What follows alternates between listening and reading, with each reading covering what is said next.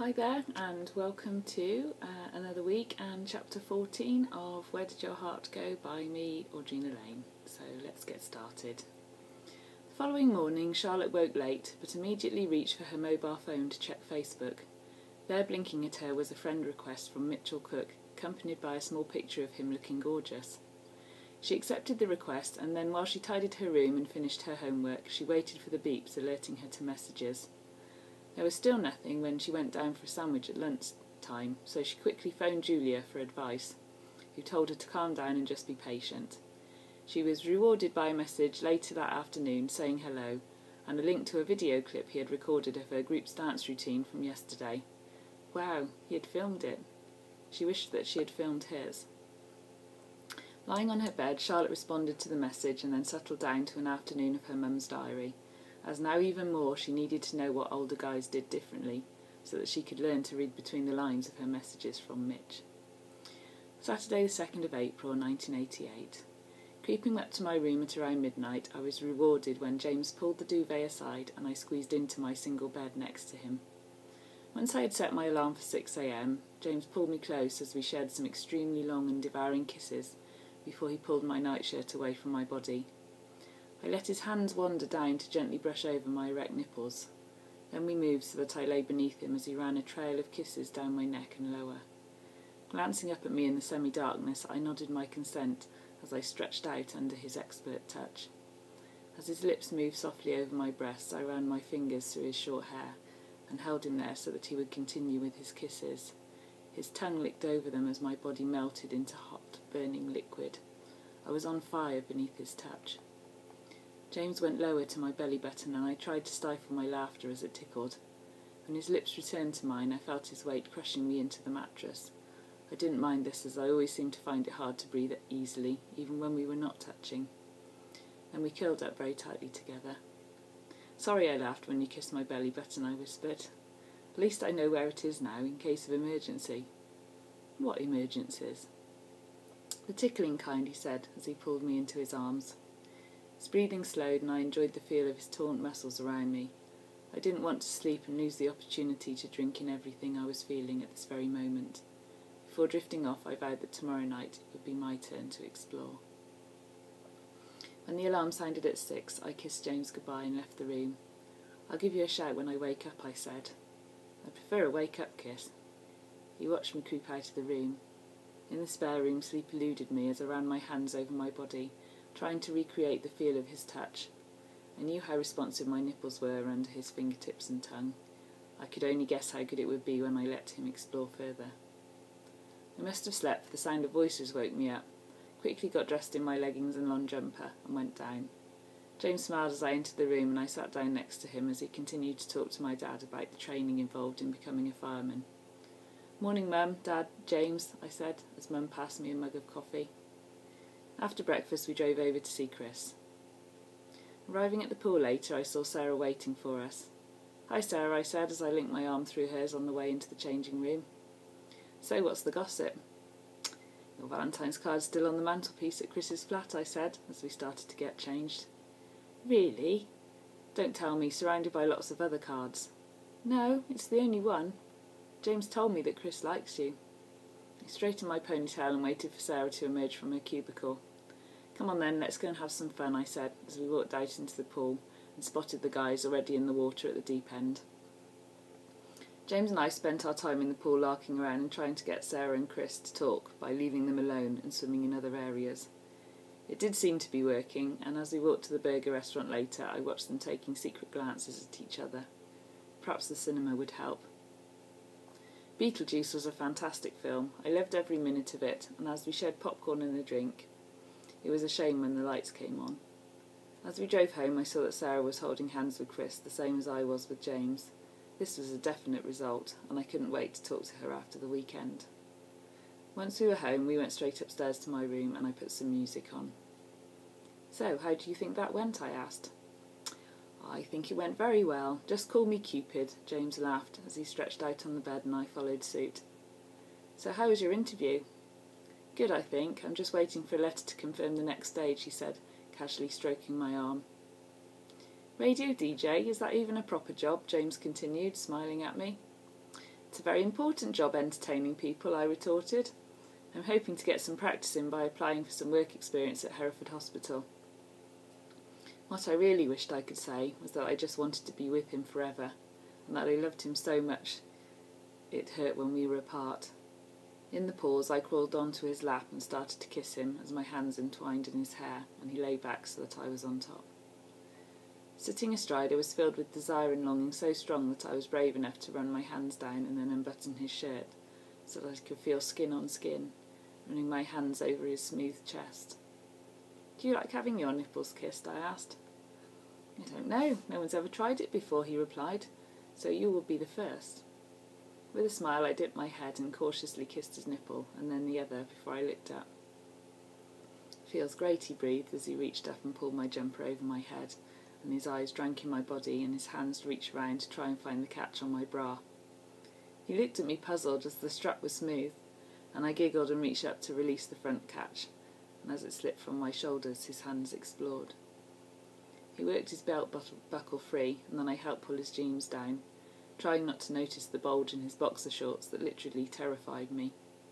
As he did this, I wiggled out of my leggings, and then I laughed out loud. "What's so funny?" James said. "Us, and just our underwear and socks." We took off our socks and ducked under the duvet together as our hands and tongues took turn to explore, avoiding all tickly areas. I heard my parents head up to bed as we paused, but then instead of heading down to the spare room, I stayed with James. Luckily, my alarm was still set for 6, so I struggled to leave him and head for the spare bed. Sunday the 3rd of April 1988. I was awake before James this morning, and we spent the morning lazing around. My grandparents were coming over for dinner that night, and James had been drafted in as a substitute for the local six-a-side football tournament with Chris, so I wrapped up and went with him to watch.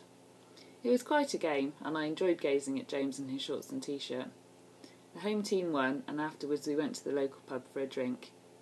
Some of the other guys in the team had girlfriends the same age as them. I noticed them looking at me and wondering why James was with me. He saw I was feeling uncomfortable under their gaze and put his arm protectively around my shoulders. We shared a portion of chips while we were there before we walked back to mine. After a shower, we sat and chatted to my parents and my nan and grandad.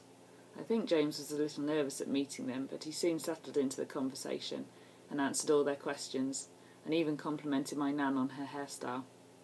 I thought I saw her blush, but she gave me a smile and I could tell she approved of my choice. Later we excused ourselves and went to my room to listen to some music and do some more exploring.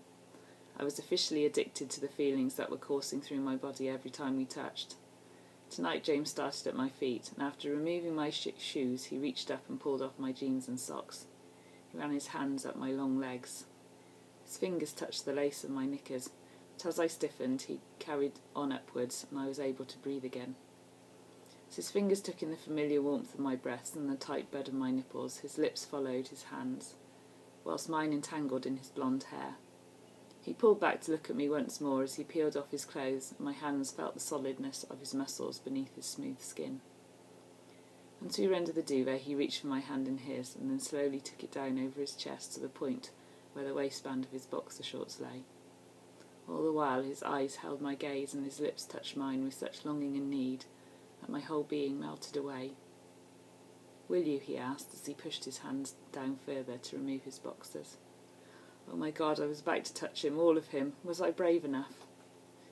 Cautiously I stroked my fingers down through his curly hair to a point, and then I hesitated. "What do I do?" I mumbled, embarrassed by my lack of experience. "Do whatever feels right," he breathed as his lips captured mine. Ever so gently I touched the whole shaft, which seemed to make it spring up even larger. I stroked up and down with my fingers, taking in the feel of it. All I could think was how huge it was. It was never going to fit inside. I felt the immense power that my touch seemed to have upon James as his breathing increased and his kisses became longer and deeper. I withdrew my fingers and paused for breath.